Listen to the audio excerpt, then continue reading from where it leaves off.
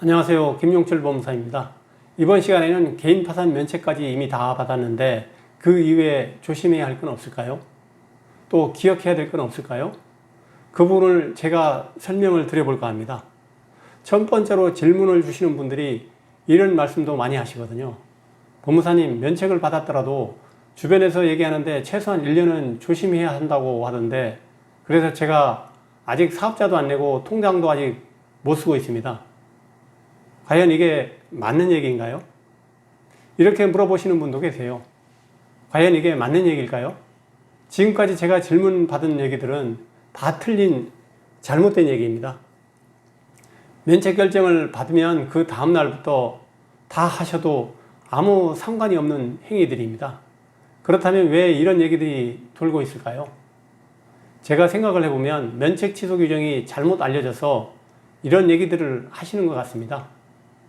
우리 채무자회생법에 보면 파산 면책을 받으셨더라도 잘못된 일을 했던 분들은 면책 취소 신청을 하면 면책이 취소될 수 있다는 규정이 있거든요.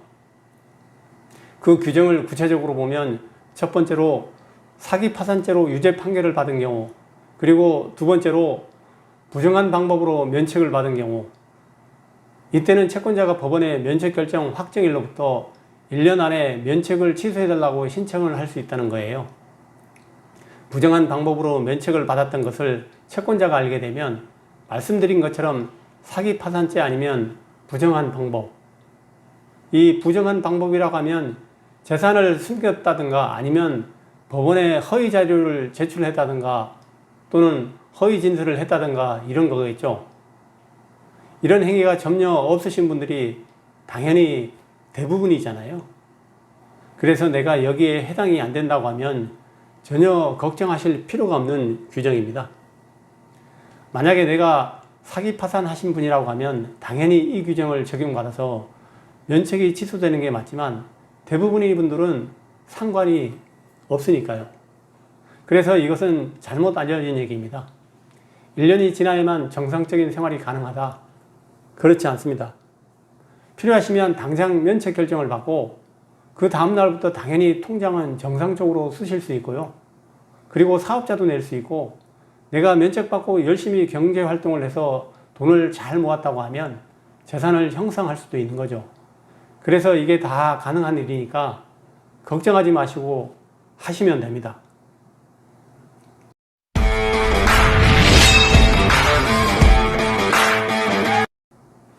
그리고 두 번째, 이 연락이 오실 때마다 가장 안타깝습니다. 채권이 누락되신 분들이 있거든요. 파산 신청을 할 때 채권자 목록에 내가 채권자를 빠뜨린 경우에요.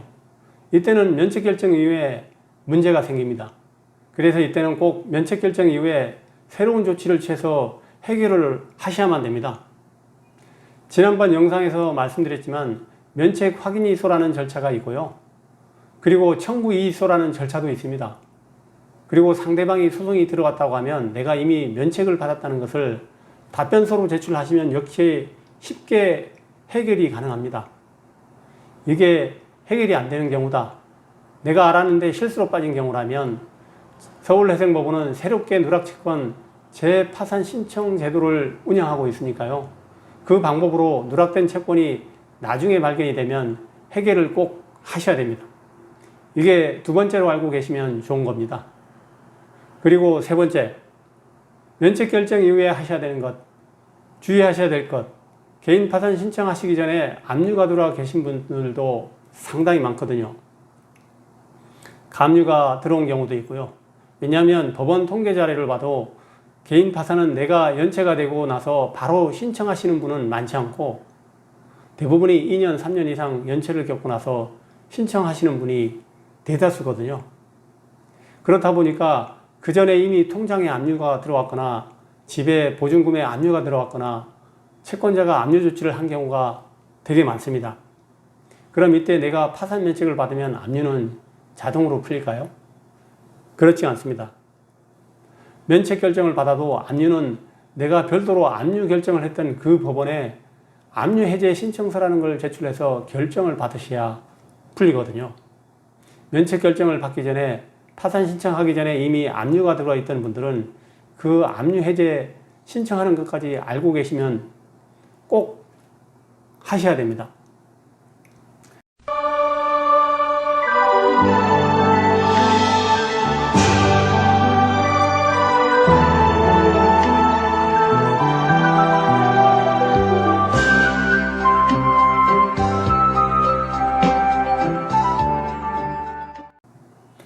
그리고 마지막으로 제가 이제 면책 결정까지 해드린 의뢰인인데 오랜만에 반갑게 전화가 오시면 제가 물어보는 게 있어요. 그동안 신용관리는 잘하고 계시죠? 이 얘기가 뭐냐면 우리가 개인 파산으로 면책을 받더라도 신용이 바로 회복되는 건 아니에요. 공공정보라는 게 올라갑니다. 그 기록이 면책 결정 받고 확정된 날로부터 5년 동안 보관이 되도록 되어 있거든요. 그러다 보니까 5년 동안은 내가 정상적인 신용은 아직 아니신 거예요. 그래서 우리가 5년이 지나고 나야만 공공기록도 삭제가 되고 사회 초년생 정도의 점수로 신용점수가 회복이 되는 거거든요. 5년이 지난 후에 의뢰인들에게 물어보면 신용점수가 제각각이에요. 어떤 분은 5년이 지났는데도 불구하고 신용점수가 600점도 안 되는 분도 계시고 또 어떤 분은 800점 이상 되는 분도 계시고 그렇거든요. 그 이유가 뭐냐면 그 5년 기간 동안 관리를 하신 분은 점수가 많이 올라가고 안 그러신 분은 점수가 높게 나오지가 않습니다. 그렇다면 면책 결정 이후에 신용 점수를 어떻게 관리해야 할까요? 첫 번째, 체크카드 사용. 신용카드는 공공기록에 남아있기 때문에 당연히 안 나옵니다. 5년 동안은 신용카드는 발급이 안 되죠. 하지만 체크카드는 당연히 쓰실 수 있거든요. 그래서 이 체크카드를 꼭 만드셔서 체크카드로 사용을 많이 하고 다니시면 이게 신용점수 올리는데 도움이 됩니다. 그리고 두 번째로 핸드폰 요금이나 아니면 집에 공과금들 있죠.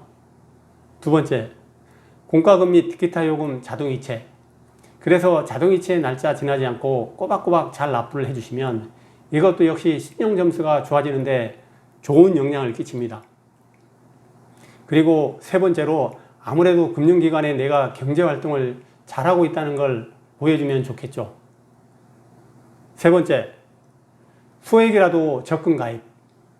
잘 부어나가고 계시면 이것도 역시 신용점수에 좋게 반영이 되겠죠. 이것까지 꼭 반드시 알고 계시면 좋을 것 같습니다. 오늘은 면책 결정 이후에도 꼭 알고 계셔야 하고 또 조심해야 될 것들에 대해서 말씀드렸습니다. 김용철 법무사였습니다. 감사합니다.